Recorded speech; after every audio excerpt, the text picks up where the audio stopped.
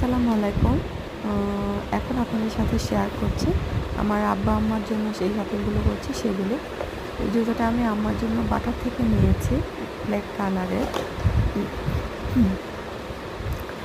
এর সাথে এটা আম্মাকে একদম গিফট করেছে। অলিভ কালার, একদম লাইট অলিভ আর পার্পল কালারের মিক্সচার।